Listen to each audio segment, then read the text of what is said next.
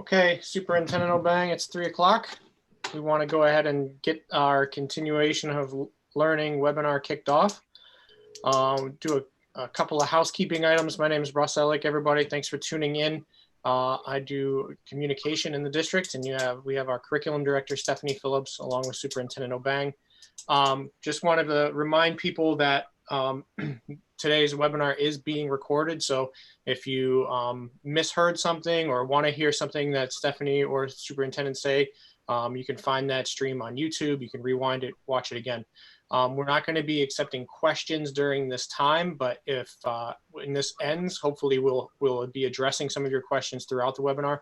When this ends, if you still have questions, the questionnaire link that we sent last week is still open, and that will allow you to plug your question directly into the continuation of learning plan item that you have questions about. As you'll hear, you can also now circle back to your principal, who may be able to give you more information about what we're talking about. So without further ado, I'm going to turn it over to the superintendent. Superintendent Obang. Thank you, Russ, and thanks for all the setup for this opportunity so we can communicate with our students and our team members. I wanted to start off with a public service announcement. First of all, just to remind people to wear masks when you're venturing outside for essential activities. It could be the masks that have been purchased. You can make your own, like one I have here. You can use a scarf, any sort of face covering. That does limit exposure, and Vermont is doing well in consideration in terms of the spike right now. We want to continue to practice physical distancing so we can get this over and move on to the next stage when we're back to some sort of normalcy. So I wanted to share that, and hopefully people have been practicing that and continue to do that as well. I want to take this opportunity to thank our staff. There are many staff out there. I'm not going to name them all by one, but I'll talk about some groups in terms of how we've kept this engine going during this period of time. We've got the curriculum group that's been working on all the curriculum materials under Director Phillips's leadership. So thank you, Stephanie, and all those instructional coaches and everyone else who's chipped in there. We've got our food service. We're delivering food to everyone every day. First week we did 3,000 meals, and we're averaging about 1,000 meals a week. And we will have meals during the April break as well too, so you can continue to go to those sites. And of course, the childcare, which we're really proud of because this is an optional opportunity, but it's our way of taking action and contributing to the cause and supporting essential services and first responders. So thank you all for doing that and continue doing what you're doing.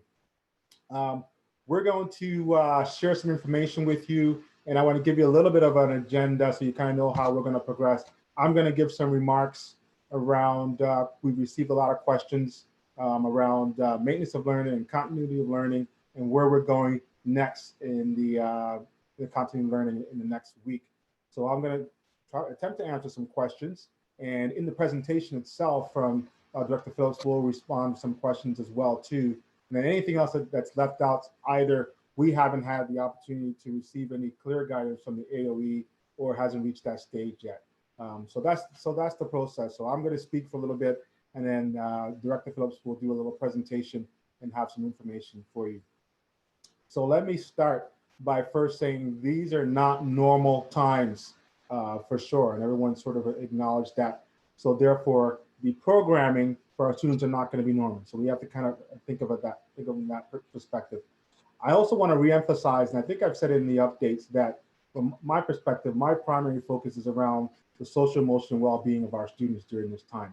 That is the prime objective in trying to engineer that process as we go forward. So for all of us, we need to rethink academic expectations. The academic expectations won't be exactly the same as in a normal situation, normal school. So we want you to kind of consider that as we move forward into this continuity of learning phase. Okay, the next piece I wanted to kind of share was to give you a little bit of context in terms of the planning stage for us to develop a plan for AOE in order to be approved to service our students in our community. A little bit of demographic information to give you some context in terms of what we have to think about and consider in terms of moving forward. We in Burlington have 19% of our students have IEPs, so that's a major consideration. 16% of our students are English learners. And before school closed, 49% of our students were eligible for free and reduced lunch. So that's the context we're in. And before school closed, approximately 10% of our families from K to 5 needed help getting internet access. So that's been another challenge in terms of trying to ensure people have access to the communication, if it's not hard copy, through some sort of electronic means. I did want to address some of the communications we've had from parents. Thank you so much for sending those communications. The kudos are welcomed as well, but also some of the critiques have helped us in our team planning and our weekly meetings in terms of, okay, can we address this? Can we do this now or not? I've heard some frustrations from parents during this period of time. Some parents are finding that they're not getting enough contact and work from the teachers or enough materials. And I'm getting messages from other parents who are saying they're overwhelmed and they're getting too much from the school and expectations around the students and having to deal with the education within their homes. So there's a balance there, we're trying to consider all that as we put the plans forward. I do want to also acknowledge our staff, and as we move into the continuity of learning, the workload is going to increase. And just to remember that our staff also reflect all the demographic pieces that I've shared with you in terms of their own children. You have staff who have special needs children. You have staff who are supporting elderly parents and are dealing with sick individuals during this time. So please consider that. And we also staff who are partners are first responders. So consider that as you make communications back to our teachers and also with our principals for supports around the next steps. So moving from maintenance of learning, I know people maybe had some challenges understanding what those concepts mean. And sometimes, frankly, we were trying to figure it out as well too. We've tried to get clear direction around maintenance of learning.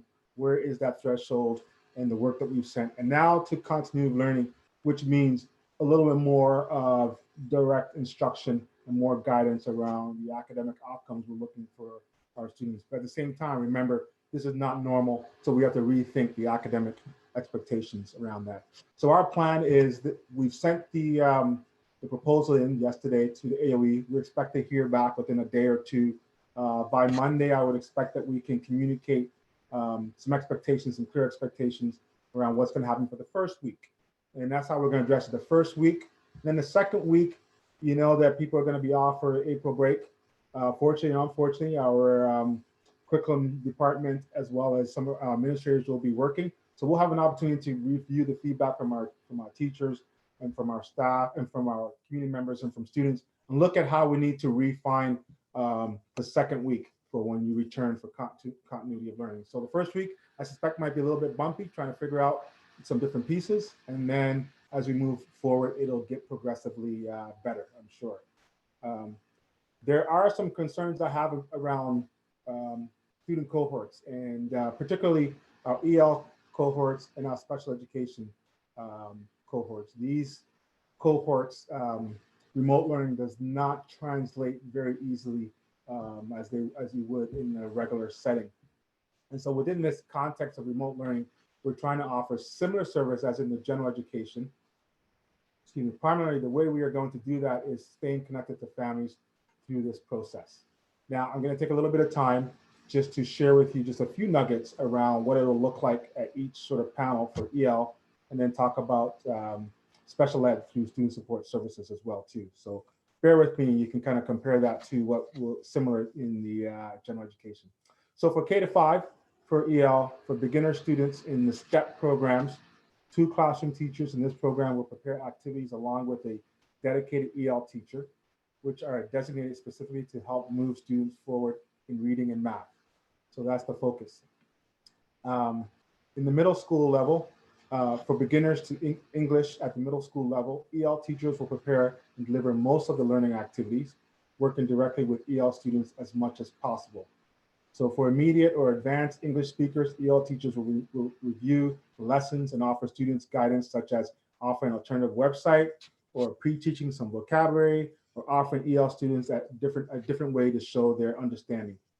And then lastly, at the high school level, for students who are just beginning to learn English at the high school level, their teachers will provide learning activities that help students learn both English and the content at the same time. Okay. So let's move to special educate students with special needs and special education.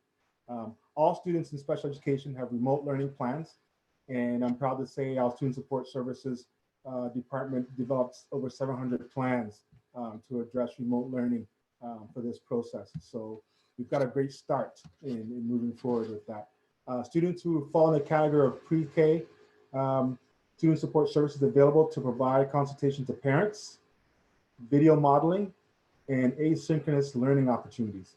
So that's how we'll move forward in that section. For K to 8, Student Support Services is available to provide reading groups, math groups, speech services, support with class level learning opportunities, and social skills development as determined necessary in remote learning plans. Okay. And then finally, again, at the 9 to 12 at the high school, Student Support Services available to provide support with online learning, study hall supports, social skills and behavior skill learning, and speech services as determined necessary in remote learning plans. Student Support Services will monitor progress consistent with remote learning plans. All grading will be consistent with grading for students without disability unless the IEP team determines this is not appropriate, considering the context in which we are working in. And an area I want to address is around attendance. How do we do with attendance? Now, we've been asked to require attendance during remote learning by the Agency of Education. So we'll be monitoring attendance through interactions with students and parents. So we're figuring out how we're going to do that. But as long as we have continuous contact with students and parents, we'll be able to signal that we have your child on record and continue that process. Okay. So now I do want to, I have selected a few questions that I know that we can answer and be able to share. These are questions that have come through the online process or people have just sent directly to me in terms of information I want to know. How will teachers communicate with students and families? Okay, and that's a big piece in the AOE plan that we have to submit as well. But teachers will communicate through phone, email, text, video conferencing, use of liaisons, and case managers in the case of special ed. So those are the areas you'll see communication. How will parents know about technology expectations? So our district technology integrationists have prepared staff and family guidelines. So there'll be some guidelines around the use of technology. The parent overview will be included in the next coronavirus update. So look for that update and we'll have it posted on the website so people can refer to. But once again, you can always connect with your principal who will have this information or direct you to the appropriate staff person that can give you direct support and services on this. So I want to give you an example of a question we've been asked, and this is a question, this falls in the same category of questions that we may not be responding to today because either we don't have an answer yet or we're waiting for the AOE to give guidance because it's not the right timing. So this example is, what will the beginning of next school year look like? Obviously, we don't know that yet, and we can't determine that. A lot of pieces that will happen, and so these are the type of questions that we'll be waiting for the AOE to give us some expectations and some guidance around some of those pieces. So some of those questions hopefully will come, like graduation, those type of things will probably come as we move forward. Mark this down. One of the key drop dead dates is May 8th. That is the date that the AOE has indicated that they will communicate the expectations for the rest of the year. So we may know if we're coming back to school or we're not. And at that point, I would expect some more communication about some of those questions that we haven't received answers to. One thing I do want to address is parents have been inquiring around what is their role in remote learning with their children, right? And so we've articulated some expectations that we'll put on paper for Monday so people can see. And of course, parents are always free to go above and beyond, but this is our guidance in terms of what we feel would be appropriate during this time. So parents are not expected to instruct or teach their students beyond their normal practice, right? So we have teachers who will be doing the instruction. We are asking parents to partner with their school to monitor students. So that's a key piece in terms of monitoring how your students are doing and if they're following up with their teachers. The primary support parents can offer is encourage and help students to engage. And I know that's challenging. I remember when I had three young boys in my house, having them full time and trying to keep them engaged and focused on academics sometimes is difficult, but that's what we need your support in having them focus on that as well. We also need you to regulate balance between work time and rest time. And that's critical, right? Not too much work, not too much rest. Just try to keep a good balance. Create a mentally healthy environment. That is totally critical. The expectation is that parents are following up with teachers and principals as needed. The principal is the nexus. That is the individual that's going to be the communication to anything you need at the school level, and also communicating with us at the district level in terms of more supports you may need in their school. So that's a good point of reference. You'll also see regular communication. I know our principals have been communicating already doing the maintenance of learning, but now it'll be more focused around the continuity of learning. You'll see some specifics that will start coming out. And finally, devices. When I talk about devices, I know there are many people have, and we thought about this around the equity issues around people who have internet access and also devices and things like that. So we've really worked hard on developing a plan that we can deliver using devices, but also have materials that we can use without devices, right? So we've made Chromebook devices available for students in grades 3 to 12. So all those families have those Chromebooks. We're not providing technology to pre-K to second grades at this time in the first phase of continuity of learning. In reviewing our curriculum and resources, we determined that iPads would be more appropriate for students second grade and below. But unfortunately, we do not have enough iPads to give all students second grade and below. So we also would not have enough Chromebooks either if we wanted to implement. We've exhausted all our resources to all the other grades as well. Therefore, after the plan is approved by the AOE, we will be able to determine if or what type of technology to distribute to second grade and lower. It may be a hybrid approach, considering we will not have sufficient devices. But if you have access to donations of iPads, please contact your principal and they would be happy to receive that information, so that could help us in planning for the next phase if we want to develop lessons that are iPad friendly. And however, we will have Chromebooks for parents of students in special education pre-K through 2, right? So these parents may need a device to communicate with teachers and special educators in order to support their students. So if you have a child in special education and still need a device, please contact your principal, okay? So that is my first sort of ramble there. Hopefully you've been able to capture some information that you're looking for. And as I said, we will be sending a message out on Monday with more specifics once we've had confirmation from AOE around that. I'm going to turn over now to Director Phillips, and she will go through the essential elements in the continuity of learning. Director Phillips.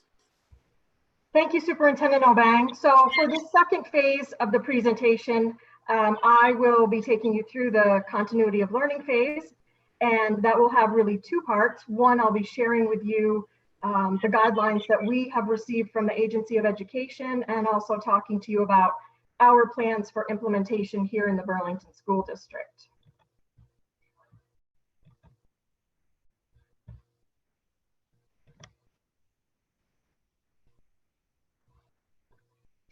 So our planning for continuity of learning obviously centers around supporting our students.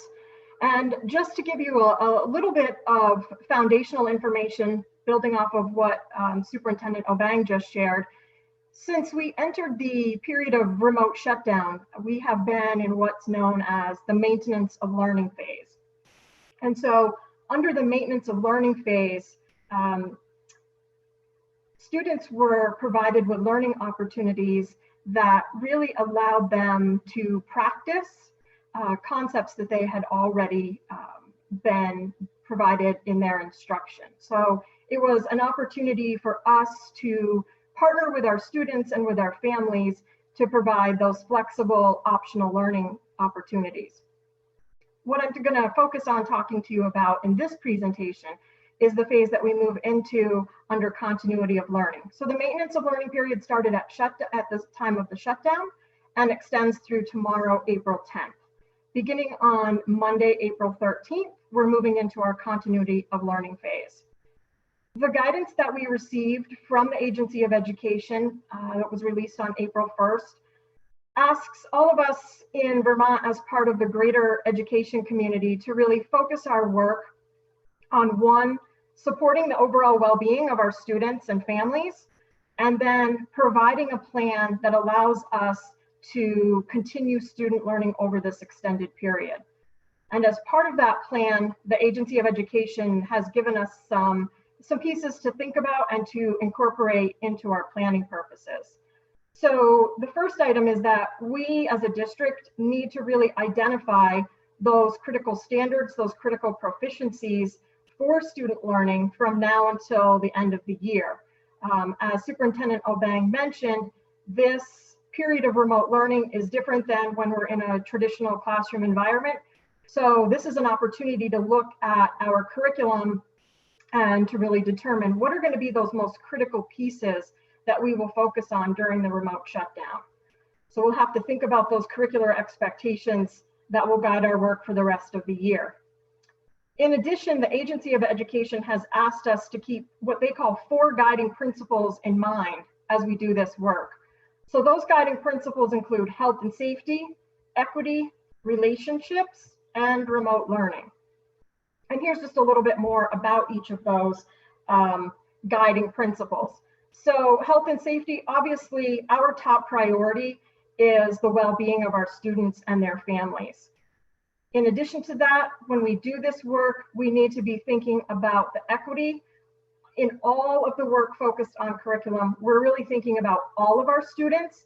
And so that requires us in our planning purposes to be really thoughtful about what we are setting forward in our expectations from our pre-K students through high school and any students that might need those additional supports. Relationships, we know how important it is for our students to have relationships with their teacher and also for our families to have those relationships. So we're looking for ways that we can continue to maintain relationships through our communication and continue to have those connections between home and school. And then the last guiding principle is around remote learning. And it's really important just to clarify that, remote learning is defined as students and teachers being in 2 different locations. They're separated, so we're not able to have that same traditional classroom experience. But it's important to know that in addition to technology, we will also leverage opportunities for students to learn that do not require technology. So this will not be a complete learning plan focused on digital learning. We will provide opportunities for students certainly to engage in ways that we have determined are appropriate using technology and digital resources, but also to have those learning experiences that do not require access to technology. Within our continuity of learning plan, there are specific learning pillars that we have been asked to address in defining some essential elements. So the administrative team, which includes the central office directors and the principals, as well as a number of members from our tech staff and our instructional coaching team, have been working over the last week to prepare this continuity of learning plan that Superintendent Obang mentioned to you was submitted yesterday to the Agency of Education. So within each of these learning pillars, we've had to start our work in developing a plan for the essential elements. So communication and routines, our structures for student success, the instruction and assessment, and ensuring accessibility. And so I'll talk about each of these in a little bit more detail and how we have worked as a team in order to develop this plan for remote learning for all of our students. So the first learning pillar looks at communications and routines. So we as a district had to think about the ways in which we would foster communication with our students and with our families. So these are some of the ways that we are going to be addressing our communication to all of you. Weekly newsletters that will come out from the school level, as well as at the district level, continuing with our coronavirus updates. There will be email messages. We'll obviously use phone for phone calls and for texting. And then we've identified some learning platforms that will also be used by teachers in our schools. So across our system, at the K-12 level, we will be using a set of Google tools. At K-5, we are also implementing the use of Seesaw to support learning for our K-5 students. And at 6-12, we have the unified classroom. I'd also like to mention that our pre-K teachers and students are very important to us, and they have more individualized tools that those teachers will determine in conversations with parents what is the most appropriate tool for students at the pre-K level. And they will continue as well with their communication to families through email and phone. We also will have to think about our weekly learning expectations. And this goes back to what I mentioned on the previous slide, thinking about what are those essential standards that we have for our learning to take us through the end of the year. So you can expect regular ongoing communication from teachers. That means that there will be a weekly lesson plan that will be communicated so that families have an understanding of the work that their student is being asked to do. So we'll need to be identifying what is the target for our learning and what are those assignment details. Again, being really thoughtful and keeping equity in mind so that we offer options that use both technology as well as non-technology dependent resources. Some additional communication routines that we're putting in place that we want to share out with you. The first is the concept of teacher office hours. So again, our pre-K teachers will be reaching out directly to preschool families to share with them their availability and ways in which they will continue to stay connected with families. Our K-5 teachers will be offering what we call teacher office hours twice a week, and teachers will be communicating those office hour schedules out to families beginning next week. At the middle school and high school level for our grades 6 to 12, we're asking that teachers have 3 times a week that they're available for office hours. So again, as Superintendent Obeng mentioned, as we're going through this process of transition from maintenance of learning to continuity of learning, you're going to see more information coming out from the school level. So things like teacher office hours, you can expect to hear from your students' teachers next week with those specific details. We also know that as part of our commitment to the well-being of our students and their families, that our counselors and our social workers play a very critical role in that. So our social workers and guidance counselors will also make themselves available and provide communication to families to give that social and emotional support. At the middle school level, you can expect some team check-ins from the team that your child or children is on. In addition to what the individual teachers will push out academically, we know that teams are really helping us to stay connected to families, and the high school will be offering some study groups that will also give students an extra level of support while we navigate the time of remote learning. And then our multilingual liaisons, we know they play a critical role in helping us to disseminate information to our EL families, and that will continue to be one of those communication routines that we will monitor so that we at the district level and certainly our staff at the building level are being receptive to our EL families. Our next pillar for continuity of learning focuses on structures for student success. So building off of the section on the previous slide, teachers will be developing weekly lessons. Those will be aligned to the critical standards, transferable skills that we determine are our priority during this remote learning time for the remainder of the school year. And again, we will be thoughtful about including both digital and non-digital resources as part of our teaching and learning. We're working as a district team to really think about the developmentally appropriate tools to support digital learning. So I identified on the previous screen our use of tools like the Google Suite, Seesaw, our unified classroom at middle and high school. So we'll continue to work with our teachers to think about the right tools for them as they do provide some digital learning activities. We're very fortunate to have a help desk staff here in the district that supports us under normal conditions and will be available to support us during this time of remote learning. So we want parents to know that for your students in grades 3 through 12 that have a Chromebook, we do have a help desk staff that is available should there become some issues with devices at home, so we can help you with that troubleshooting. And certainly teachers will be a resource to support questions that might come up about the digital instructional resources that they have selected for students to use. The last piece of this pillar is around evaluation. We know that it's going to be really important during this remote learning time to get feedback and to use feedback in a meaningful way. So we will be asking students for some feedback. We'll be monitoring student participation and attendance, and we will do some surveys, both of students and of families. As Superintendent Obang mentioned, next week, as we're ramping up and going from that transition of maintenance to learning to continuity of learning, we expect that we as an overall staff will learn a lot about the first week of implementation. And we will use that information as part of our evaluation plan so that we can be reflective in making any necessary adjustments for when students return to us the week of April 27th.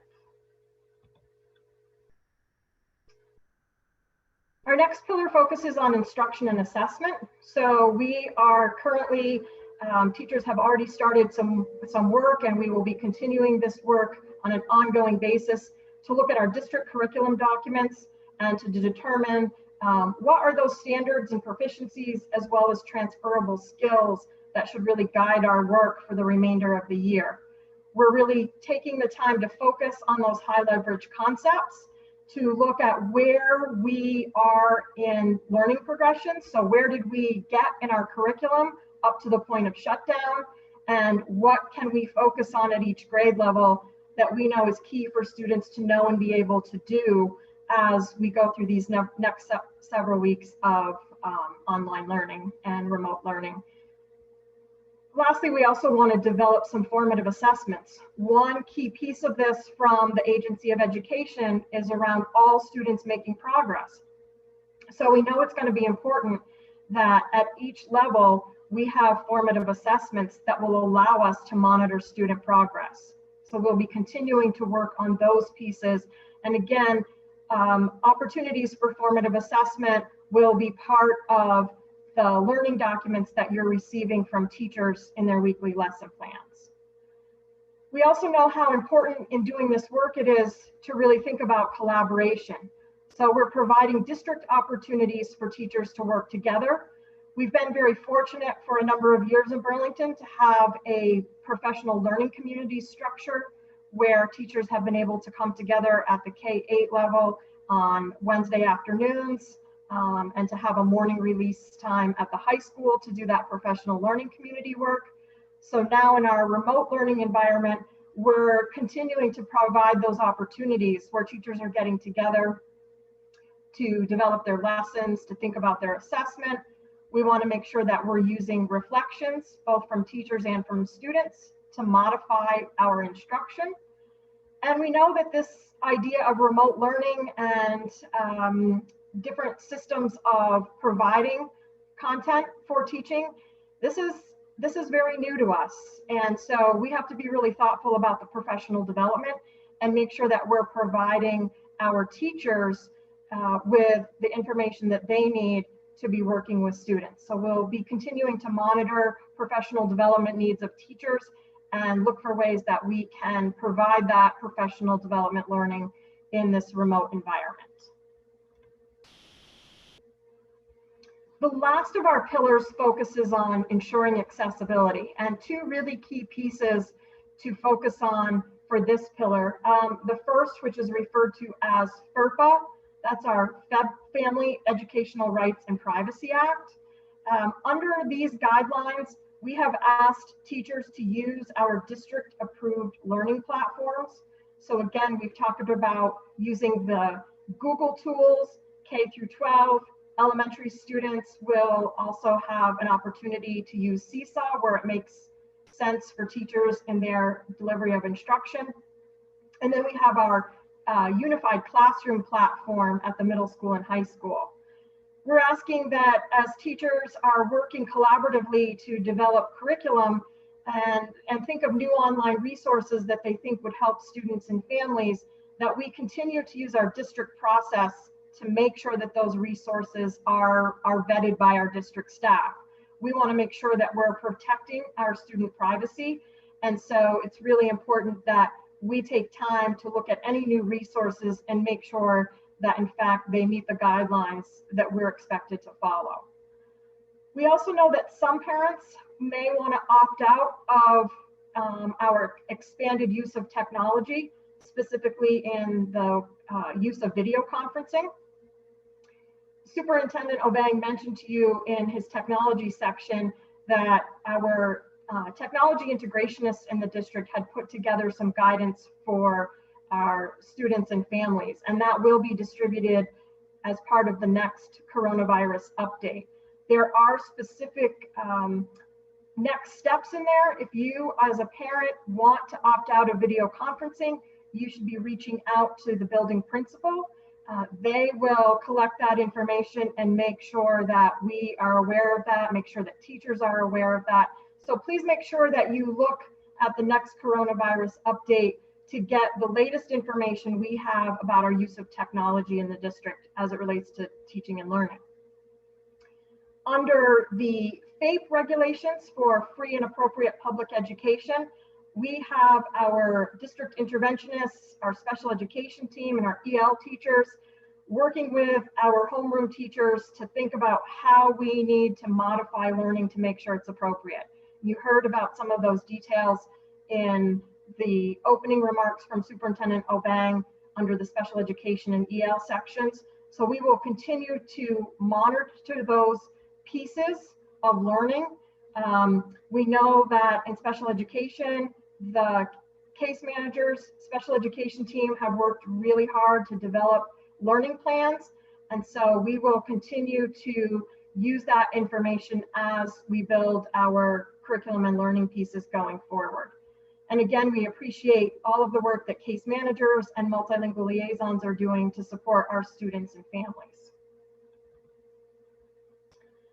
A little bit of a timeline to help you see all of these different pieces that we've been talking about today. We started this remote learning piece March 17th, and through tomorrow, that has had us in what we refer to as our maintenance of learning, providing those opportunities for pre-K through 12 students in a very optional and flexible learning environment. We received the guidance on April 1st from the Agency of Education that gave us the direction to start building a plan for the continuity of learning phase. And so we have worked as a district team to put together that plan. That plan was submitted yesterday to the Deputy Secretary of Education.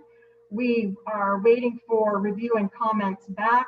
We have been told that if based on the feedback from the Agency of Education, we wish to make some adjustments to that plan, that those adjustments would need to be finalized by April 20th.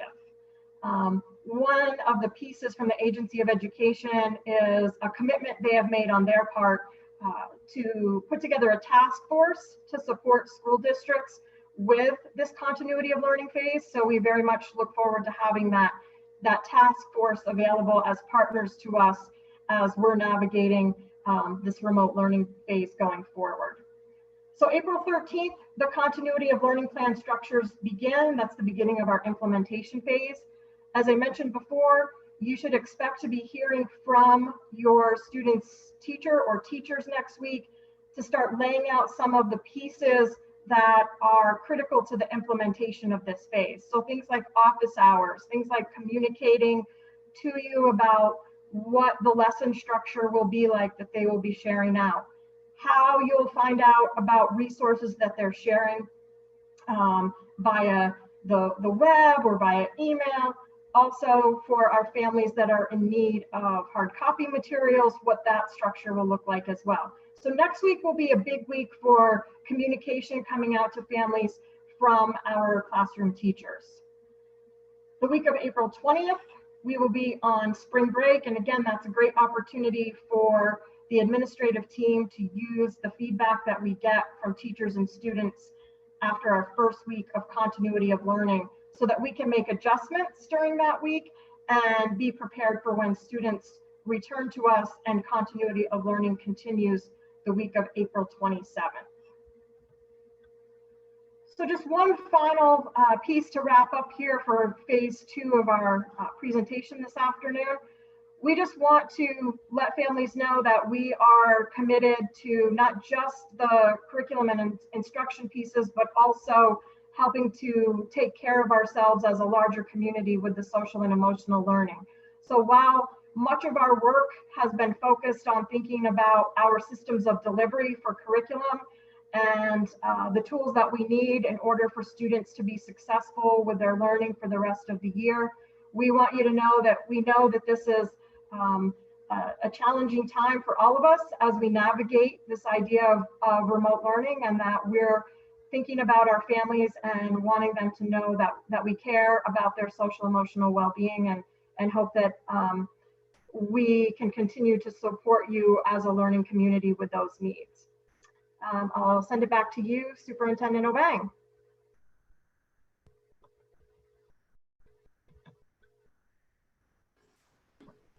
Thank you, Director Phillips. I think that was quite comprehensive. And as we said earlier, next week we'll send it in paper copies so you can kind of read over some of the expectations, and then you'll start to see communications directly from your principal and your teacher. I also wanted to mention that all the information that we shared is inclusive of the Burlington Technical Center as well as Horizons and On Top. So it's the same format for those programs as well. Contact your principal, director of those programs, and you'll have outreach from those teachers as well too. So I hope this has been helpful. We look forward to some good feedback. If this has been helpful, then we will look to perhaps do another continuity of learning phase 2 when we get into after the break at that point to get into some of the details once we have the plan finally approved. Thank you, Stephanie. Thank you, Russ, for collaborating and working on this. And it was a lot of work, but I think it's worthwhile. And I hope our students and families will appreciate it. Be safe out there. Remember to wear your masks and keep your physical distancing, and we will get through this. Thank you. Thank you.